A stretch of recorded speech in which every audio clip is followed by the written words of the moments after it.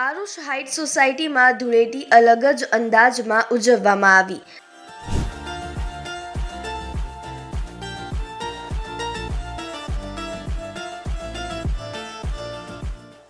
Aarush heights સોસાયટીમાં દરેક તહેવારો આનંદ અને ઉલ્લાસ સાથે ઉજવવામાં આવે છે, ત્યારે હોળીના બીજા દિવસે એટલે કે ધૂળેટીના દિવસે રમતોત્સવ તેમજ રાત્રે ગરબાનું આયોજન કરવામાં આવ્યું।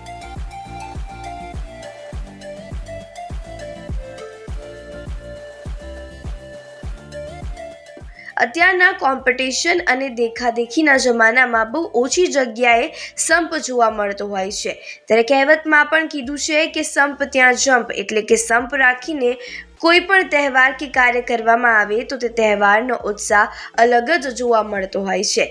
ત્યારે તેવા જ દ્રશ્યો મહેસાણામાં દેદિયાસણ GIDC પાસે આવેલ આરુષ હાઇટ્સ સોસાયટીમાં જોવા મળ્યો।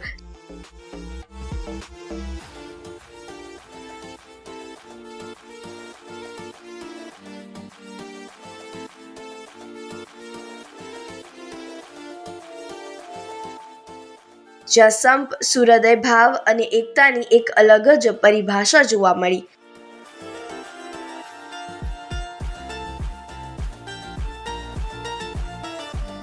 હોળીનો પર્વ એ રંગોનો પવિત્ર તહેવાર છે, ત્યારે આ જ રંગોના તહેવારમાં રંગ ભરવા માટે સોસાયટી દ્વારા ધૂળેટીનું અલગ જ પ્રકારનું આયોજન કરવામાં આવ્યું, જેમાં 350થી વધુ મકાનોના રહેવાસીઓ દ્વારા આ તહેવારને યાદગાર પ્રસંગ બનાવવામાં આવ્યો।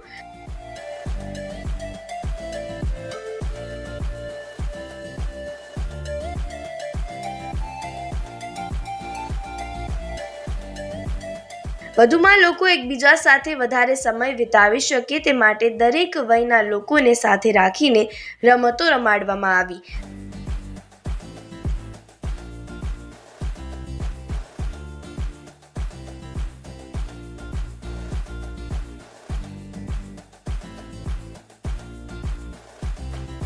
અને મોટા વયના લોકોમાં પણ એકતા અને પ્રેમ ભાવના જોવા મળી હતી।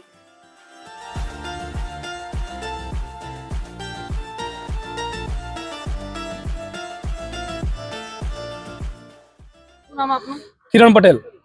આજે ધૂળેટી નિમિત્તે શું કાર્યક્રમ યોજવામાં આવ્યો? ધૂળેટી નિમિત્તે આપણે દર વર્ષની જેમ બધા બાળકો, વડીલો, બહેનો, નાના મોટા ભૂલકાઓ દરેકના સાથે આપણે દોડ, સંગીત ખુરશી, પછી અલગ અલગ બધી ગેમોનું આપણે આયોજન કરીએ છીએ અને દરેક સુંદર રીતે ભાગ ભજવ્યો અને મજા આવી।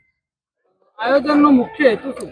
આયોજનનો મુખ્ય હેતુ એ હોય છે, આમ તો જનરલી કેવું હોય છે કે નાના બાળકો તરત ગેમના ઇન્ટરેસ્ટ લેતા નથી હોતા, પણ એક પ્લેટફોર્મ મળી રહે એટલે કોઈ દિવસ ભવિષ્યની અંદર કોઈ આગળ રમવા જવું હોય તો ગેમ લેવલે પણ રમી શકે એના માટે। બીજી વાત એ કે આમાં જોવા મળ્યું કે નાના મોટાનો કોઈ ભેદભાવ જોવા નથી મળ્યો, બધા લોકોને રમતમાં ઇન્વોલ્વ કરવામાં આવે છે, એનું કારણ?